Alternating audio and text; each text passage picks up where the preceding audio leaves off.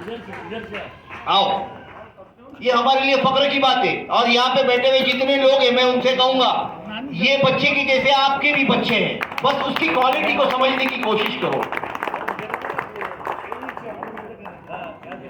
जोरदार तालियां बजाओ ये बच्चे के लिए, ये हिम्मत अफजाई है माशाल्लाह। इनके नानी के साथ में, दादी के साथ में आया हुआ है बच्चा ये माशाल्लाह।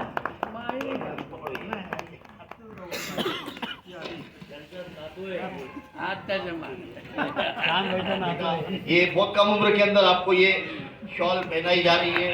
ये तुम्हारे लिए भी है, तुम्हारे अम्मी अब्बा के लिए भी है, तुम्हारे दादा दादी नानी के लिए, सबके लिए अल्हम्दुलिल्लाह। शुक्रिया। ऐसे ही पढ़ते रहो। मैं यही कहूँगा, 2 मिनट लूंगा। आपके बच्चों में, आपके बच्चों में, आपके बच्चों में, आपके बच्चों में, समाज के बच्चों में काबिलियत है। अपने आंखों के ऊपर लगा हुआ जो पर्दा है उसे हटा दो। जिस दिन वो पर्दा हट जाएगा उस दिन आप मुल्क के हुकूमत के अंदर आ जाएंगे। आपको ये देखने की जरूरत है। मैंने ऐसे ऐसे बच्चों को बनाया हुआ है, अल्लाह गवाह है इसका, उनमें काबिलियत को निखारा हुआ है। मेरे बच्चे आज मेडिकल के अंदर है, बीडीएस है, मेरे बच्चे फार्मेसिस्ट बन रहे, मेरे बच्चे लॉ के अंदर है, मेरे बच्चे यूपीएससी की तैयारी कर रहे।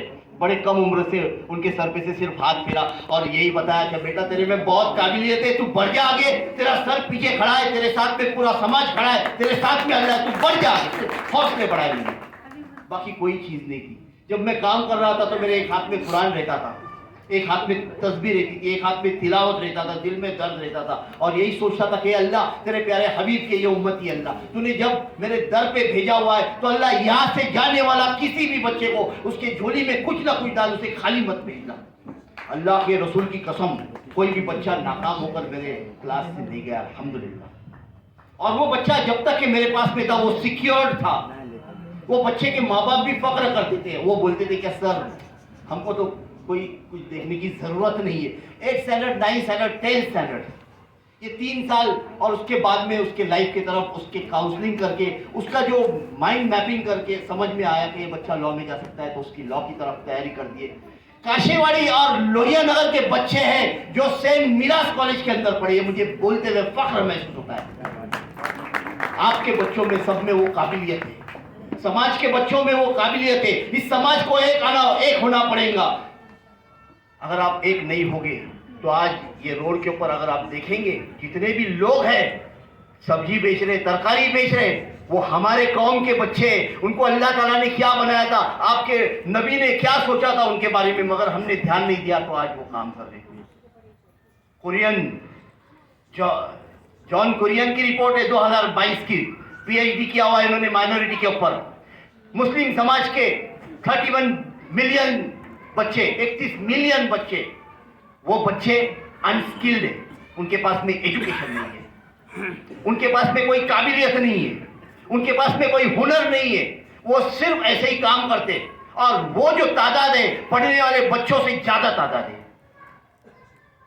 1940-45 के बीच में जब इजराइल को, जब यहूदियों को मारा गया, काटा गया जर्मनियों ने और नाजिस ने उनके ऊपर जुल्म और अत्याचार किया और उन्हें मुल्क से खदेड़ने का जब उनका प्लान हुआ तो उस यहूदियों ने, उन यहूदियों के जितने भी बड़े लोग थे उन्होंने कहा कि अब इसके बाद में सिनेगॉग नहीं, इसके बाद में स्कूल्स, इसके बाद में कॉलेज, इसके बाद में एडमिनिस्ट्रेशन, इसके बाद में हुकूमत, इसके बाद में आर्टिफिशियल इंटेलिजेंस।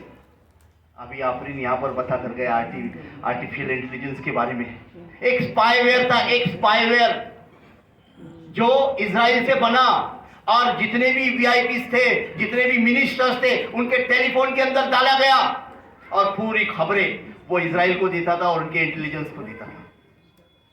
ये दौर है। आपके बच्चों को हाथ में, जैसे अभी बोले आफरीन ने यहाँ पर, क्या कंप्यूटर देने की जरूरत है, टेक्नोलॉजी देने की जरूरत है, साइंस देने की जरूरत है, किताबें पढ़ाने की जरूरत है। आपका बच्चा 7वीं में तो आपके गोद में होता है, वो याद रखना, जब 8वीं में होता है ना तो वो मैच्योर होने लगता है। उसकी असल एज जो है 8th स्टैंडर्ड से शुरू होती है। मैंने इसीलिए तो 8th स्टैंडर्ड रखा हुआ है।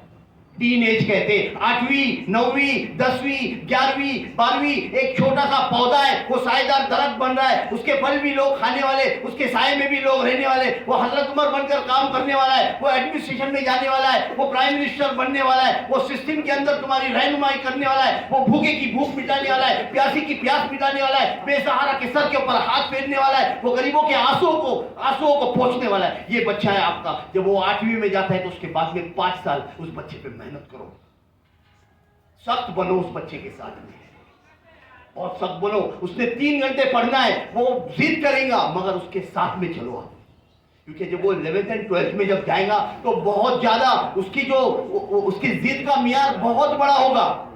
पर जब वो 12th में से बाहर निकलेगा तो वो अपनी जिम्मेदारी समझेगा, वो माँ बाप को तकलीफ नहीं देगा, वो बोलेगा मेरा तो रुख मेरे बाप ने ये दिखाया हुआ है, मेरे अम्मा ने ये दिखाया हुआ है, मुझे वो जाना है, मुझे डॉक्टर बनना है, मुझे आईएएस बनना है, वो चलता रहेगा। मगर 8वीं के बाद में 8वीं 9वीं 10वीं 11वीं 12वीं ये 5 साल हम पीछे क्यों है पता है?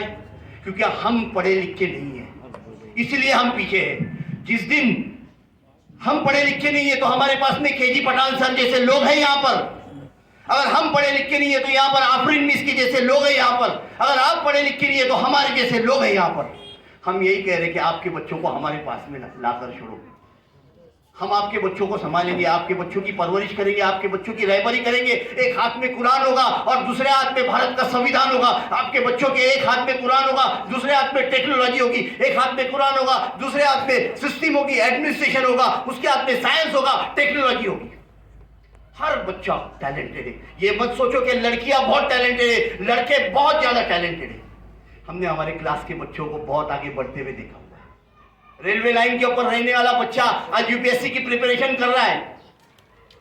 बस्तियों के अंदर एसआरए के बिल्डिंग के अंदर रहने वाले बच्चे यूपीएससी की प्रिपरेशन कर रहे, वो 11वीं में निकले नहीं, 12वीं के अंदर वो हाथ में किताब लेकर टीचर बन गए।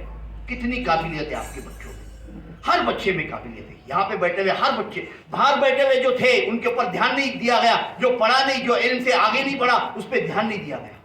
समाज हमेशा यही कह रहा है, क्या कह रहा है? क्या यार कौम पढ़ती नहीं है, कौम आगे बढ़ती नहीं है, यार कौम का कोई रहबर नहीं है, हमने यहाँ पे आना चाहिए, वहाँ पे आना चाहिए। यानी आपने गैस के ऊपर वो पतीली रख दिए और आप चाहते कि चाय आए, पर उसके अंदर आप न चीनी डाल रहे, ना उसके अंदर आप मसाला डाल रहे, ना उसमें दूध डाल रहे, सिर्फ उम्मीद लगा के बैठे हुए। अरे आपको ग्रीन टी चाहिए तो ग्रीन टी के जैसा उसकी वो चाय को बनाना पड़ेगा आपको, तब वो बच्चा ग्रीन टी बनकर सारी इंसानियत को नफा पहुंचाएगा। बोलने से नहीं चलेगा। शिक्षण का डेवलपमेंट रिसर्च एंड प्रमोशन मंच यही चाहता है कि हमारे तहरीक से चले। हम लोग केजी पठान साहब यही चाहते कि तहरीक से जुड़े हमारे, ये आफरीन जो यहाँ पे बैठे हुए यही चाहते, जितने भी लोग यहाँ पे बैठे हुए हमारे तहरीक से जुड़े, हम यही चाहते हैं।